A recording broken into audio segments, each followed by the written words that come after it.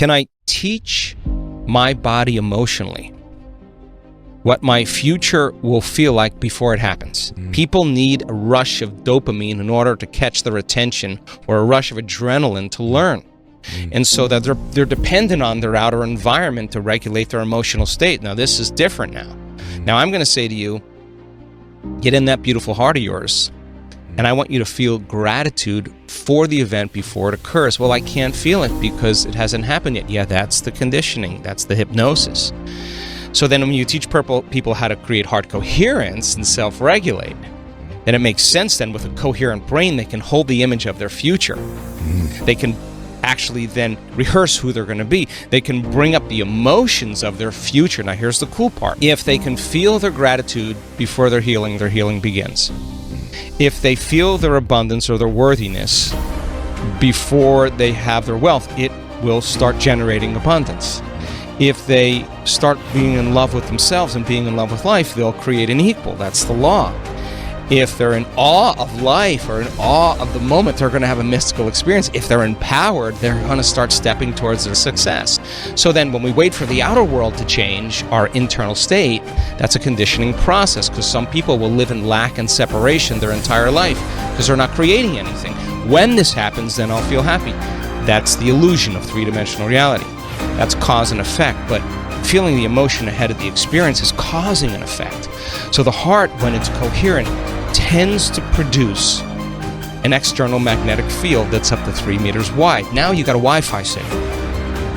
Now when you have a coherent brain, the brain could actually lay the information on that signal. And the thought of your wealth or your health can be carried on the frequency of that heart emotion. Emotions are the end product of an experience, right? Epigenetics says it's the environment that signals the gene. If the environment signals the gene and the end product of an experience in the environment is an emotion, that person's signaling genes ahead of the environment. And now they're biologically believing, behaving, and actually becoming that person.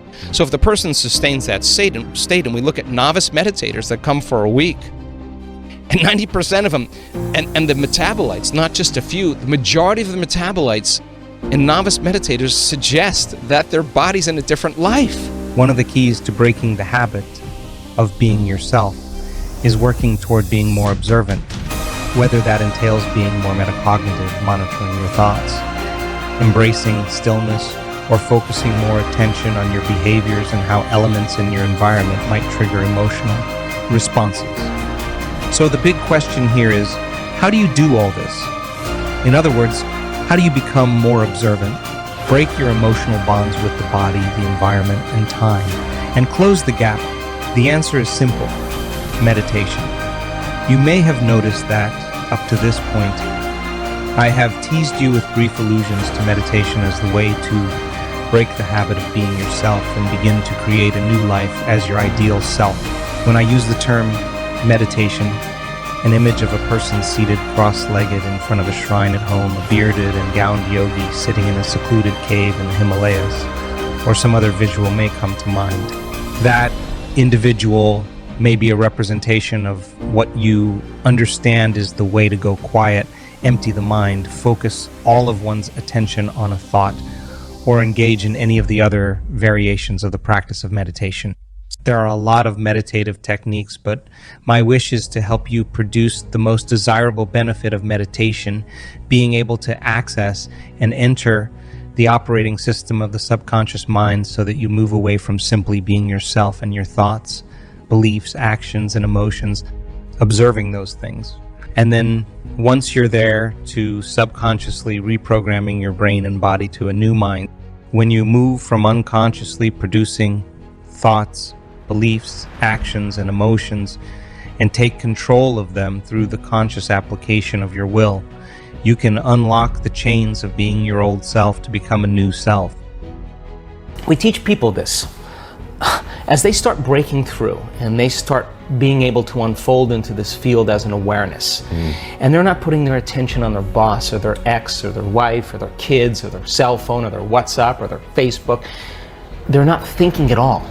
So then as they're sensing the space, they can't think. And if you can't think, you can't analyze. And if you can't analyze, the analytical mind is what separates the conscious mind from the subconscious. You just open the door. Wow. And so now you can reprogram in there, right? So then it's so important then that of the infinite places you can put your attention, let's put it on your heart. Now, where you place your attention is where you place your energy. Why? Because we want this center to bloom. 1,400, 1,300 different chemicals that restore and regenerate the body.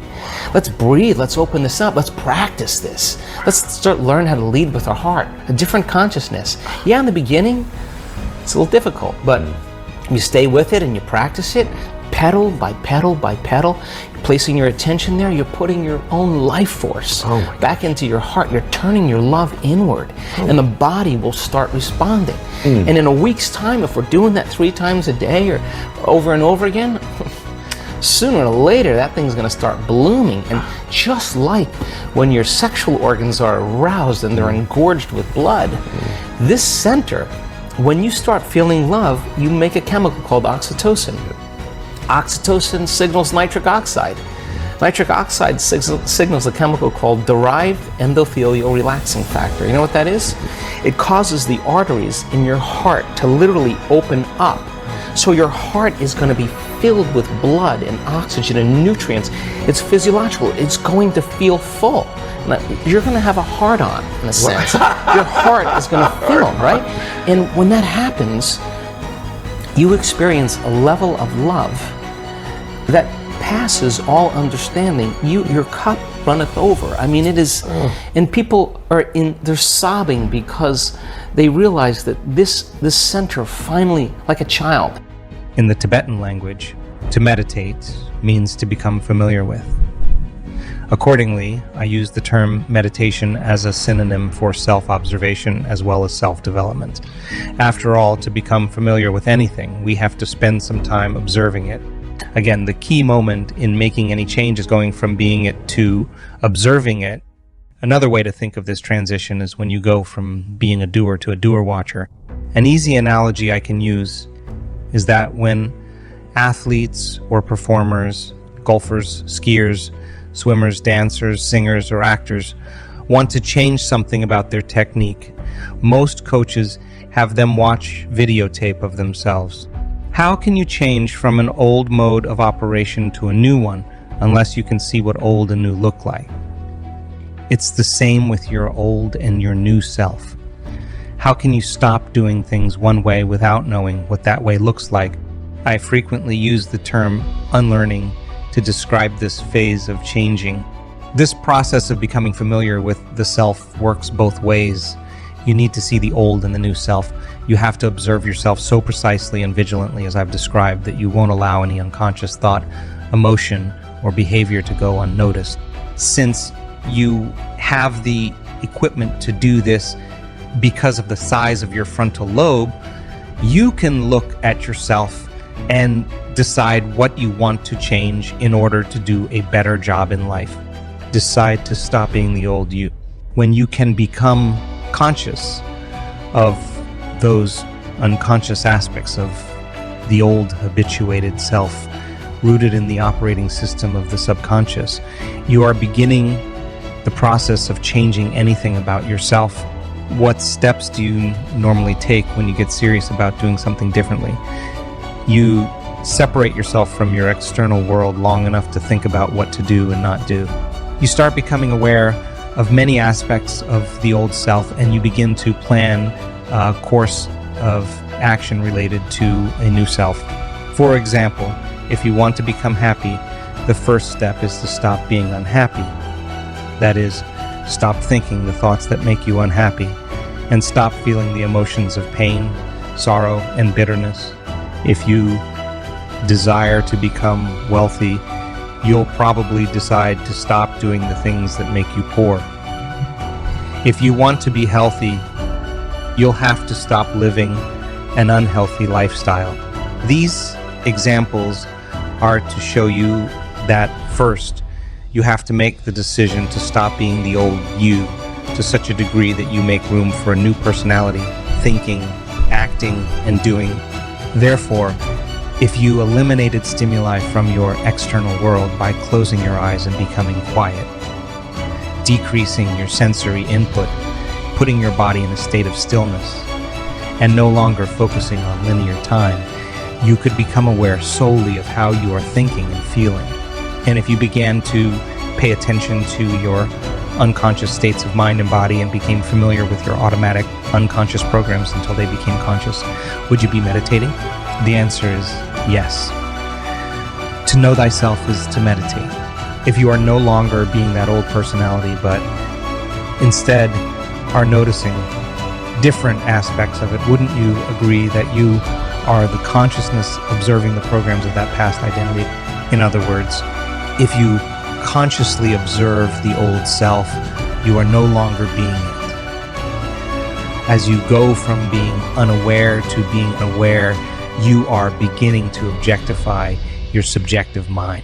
That is, by your paying attention to the old habit of being you, your conscious participation begins to separate you from those unconscious programs and give you more control over them. By the way, if you are successful in consciously restraining those routine states of mind and body, then nerve cells that no longer fire together no longer wire together. As you prune away the neurological hardware of the old self, you also no longer signal the same genes in identical ways. You are breaking the habit of being you. We've done studies with novice meditators, and we were curious to see what kind of biological changes would take place in 1 week if you went all in. We draw blood, and we look at about 2,882 metabolites. And at the end of 7 days, the novice meditators, almost 100% of them, show substantial biological changes in their blood that suggest that they're living in a different environment. Now, here's the weird part about it. They're in a ballroom. They're actually making those changes inwardly. And I say to our research team, where are those chemicals coming from? And the person's not taking any substance, it's coming from within us. And so the nervous system starts manufacturing a whole pharmacy of chemicals equal to the person's intention and emotional state. And it's how we think and how we feel that begins to alter things in our lives. Your goal is to become a new personality, a new state of being. So if you are a new personality, you are being somebody else, right? Your old personality, based on how you thought, felt, and acted, has created the reality that you presently are experiencing. In short, how you are as a personality is how you are in your personal reality. Remember also that your personal reality is made up of how you think, feel, and act. By doing each of those in a new way, you are creating both a new self and a new reality. Your new personality should produce a new reality. In other words, when you are being someone else, you naturally will have a different life. If you suddenly changed your identity, you would be another person, and therefore you would certainly live as someone else. If the personality called John became the personality known as Steve, we could say that John's life will change because he is no longer being John, but is now thinking, acting, and feeling like Steve. Here is another example. One time while I was lecturing in California, a woman approached me in front of the audience with her hands on her hips, intensely focused, angrily exclaiming, "How come I'm not living in Santa Fe?" I calmly replied, because the person who was just talking to me is the personality who is living in Los Angeles. The personality who would be living and is already in Santa Fe looks nothing like that. Thus, from a quantum perspective, this new personality is the perfect place to create from. The new identity is no longer emotionally anchored to known situations in your life that keep recycling the same circumstances. Therefore, it is a perfect place from which to envision a new destiny. This is the place you want to be to call out a new life. The reason why your prayers were hardly ever answered in the past is that you were trying to hold a mindful intention while being lost in lower emotions such as guilt, shame, sadness, unworthiness, anger, or fear connected to the old self. It was those feelings that were governing your thoughts and attitude. The 5% of your mind that is conscious was fighting against the 95% that is the subconscious body mind. Thinking one way and feeling another cannot produce anything tangible. Energetically, that broadcasts a mixed signal to the invisible web that orchestrates reality. Thus, if you were being guilty because your body memorized the mind of guilt, then you probably received whatever you were being, situations in your life that evoked more reasons to feel guilty. Your conscious aim could not stand up against your being that memorized emotion. As this new identity, however, you are thinking and feeling differently than the old identity. You are in a state of mind and body that now is sending a perfect signal free from your past memories. For the first time, the lens of your mind is now lifted above the present landscape to see a new horizon. You are looking to the future, not your past.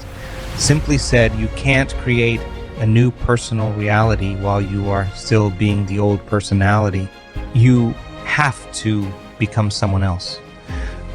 Once you are in a new state of being, now is the time to create a new destiny.